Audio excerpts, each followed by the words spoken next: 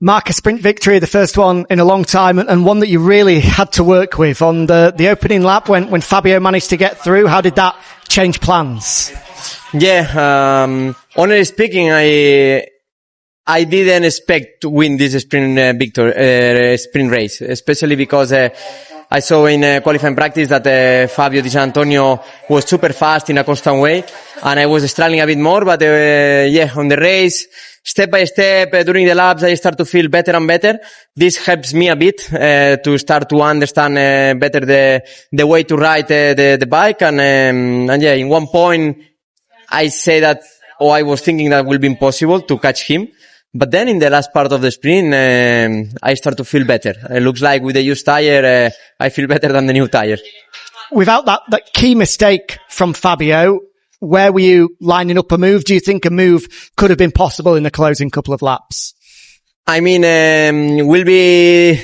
it's difficult to understand, especially because to overtake in this circuit, if you don't overtake in the main straight, you need to do a hard move.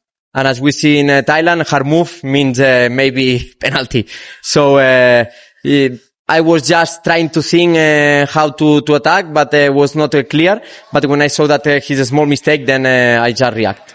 Fabio, an incredible day, pole position, and then such a great ride in the sprint to have eked out the advantage to 1.3 seconds at one point. Just what are the emotions like at the end of it to have missed out by such a narrow margin? I'm fighting myself, let's say, a bit with emotions because I must be super happy about today.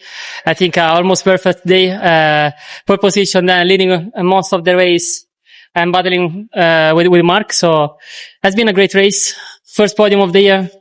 But then I'm a bit angry because I completely gave him a couple chances to pass me in an easy way. So I need to work on this. And let's try again tomorrow. But for sure, we must be happy.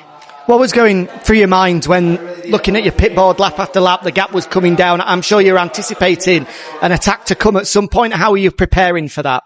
Honestly, I was fully focused on myself. I was just trying to make every lap perfect, pushing. When you push, it's easy to make mistakes, and I did a little mistake.